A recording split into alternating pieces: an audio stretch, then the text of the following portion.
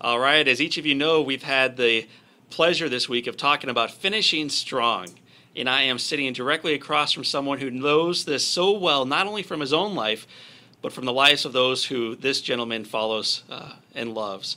Today, we have the pleasure of speaking with one of my friends, a colleague, and someone who I look up to and respect professionally and personally, a guy named Ben Newman. Ben, welcome to our program. Thanks, John. I appreciate you having me. Thank you, Ben. So, Ben, we have been talking this week about finishing strong, and I think each of us in life, we have our own stories.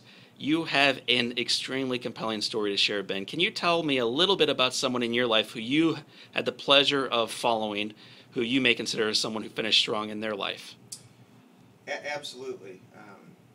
I've always considered this life that we are in a daily fight, and it's a fight to be our best. It's a fight to leave a legacy. And the greatest example I've ever had came from my mother. And my mother's name was Janet Fishman Newman. And when I was a young boy, she fought a deadly disease called amyloidosis. And my mother succumbed to that disease on November 2nd, 1986. It was a disease there was no cure for. I have great memories of my mother tucking me into bed at night, but I also have memories of having to tuck my mother in at night by ducking under her IV wires to climb into the hospital bed because we had 24-hour nursing in our home. And many people hear this story and they always reflect and they say, what a sad story. And sometimes you almost want to say, well, shame on you, because it's not a sad story. It's actually a beautiful story because of the way my mother lived her life. And the greatest lesson she taught me, which has enabled me to understand she's the greatest champion of life I have ever known, is that it's not how long you live, it's how you live your life. And I remember how positive she was when she was passing, and I remember how all of her procedures and things that were tough on her, she always made them easy on us. And she helped me realize what it takes to fight the good fight every single day. Wow, beautiful. What a woman and what a story, what a legacy to follow as well. Ben, what would you say to those individuals, and it's all of us to a certain degree, who have these challenges in their life, who come across a contraction and they want to pull back, and you have this mother's legacy and the way she pushed through hers? What would you say to us today as we fight our fight each day? I would say it's so incredibly important that you always recognize that your obstacles are your opportunity. Your obstacles are your opportunity.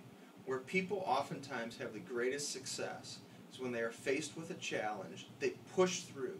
They get a network and a team of individuals who support them and love them and grow them to help them push through, to really tap into their unused capacities and really experience growth and significance in life. That's when people win. Where people oftentimes fail is that they get faced with an obstacle and they think it's so big and they can't overcome it, and they run and they hide and they allow their fears to take over, and that fear prevents you from ever experiencing success. And Ben, you speak so eloquently on this. How do you rise above the daily fear that we each face? Well, for me, I'm very in tune, and I think a lot of times people have to reflect and go through that self-actualization stage to really figure out what it is that makes them tick. How do they respond to negative experiences? And for me, I like to hold myself accountable, and I like to focus on having a positive mental attitude every single day by focusing on what I call my prize fighter day. And regardless of any negativity or obstacles that come my way, if I can focus on 3 things that are positive, I know that day was successful. Very good. For me, I think everybody, has their own, but for me, the first one is if I pray and I meditate and I do 180 push-ups in the morning, that's the first. The second for me is if I see 4 people, I have face-to-face interaction with 4 people in my business and generate my revenue goal, that's number 2. And the last and the most significant is if I am present and focused with my wife and my son, Amy and Jay Isaac, when I get home, I have had a prize fighter day, regardless of any negativity that's come my way. Beautiful. Ben, in the community, we talk a lot about the 5 covenants we make with ourselves. And so what we do is we introduce people into their profile when they become members. And you, as a member of Rise and Above now, you've seen these questions, and I know you already knew the answers before, and now you know them even more deeply yourself. The question's been for those who are listening who may not know, though. The first one is, Ben, what are you fighting for? So, Ben, what are you fighting for today? I am fighting for the opportunity to leave a legacy just like my mother did. I am fighting to be the best that I can be, and in every interaction with any individual that I touch, it's an opportunity to make a difference in their life. And I know through my actions and in writing my book, Fight the Good Fight, and doing all these things to have a positive impact on the world, that I'm in touch with leaving my legacy just like my mother did. And that's what I'm fighting for. It's that legacy, so that I know that if, God forbid, today was my last day on earth, my son would know exactly who I was, what I stood for, and through God, he would understand the impact I've had on the world. All right. So we've talked a little bit about your past and about who you are today. Let's talk about going forward a little bit.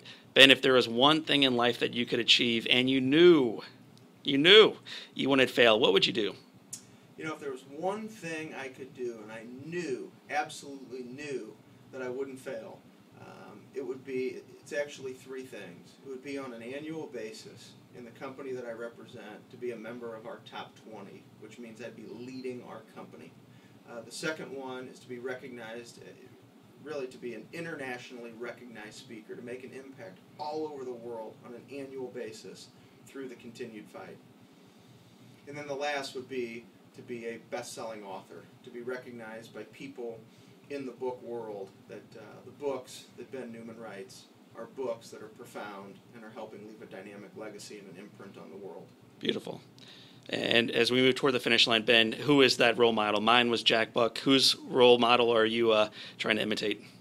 Well, you know, I've been blessed to have many role models, and one that really stands out for me right now is a gentleman by the name of John Gordon, who's a best-selling author and somebody who really has established in his life exactly what he wants. He understands exactly what he wants to accomplish. He understands and he's in tune with his legacy, and he seizes the moment every single day. And when I look at examples of what John does every day, it helps me think bigger, and it helps me understand what's possible. Beautiful. And final question. We talk a lot in Rising Above about an ignition statement or a mission statement for life. Every business has one, and I think every individual needs one too. What, if you could sum it up in a couple words, Ben, what's your ignition statement for life? Mine is to empower and inspire individuals to uncover their passions and desires in seeking a greater vision for themselves. Wow, beautiful. All right, well, Ben, thank you for being our guest today. Thank you for talking about the fight that you're part of, for finishing strong, and for leaving a beautiful legacy already. John, thanks for having me, and continue to go do great things.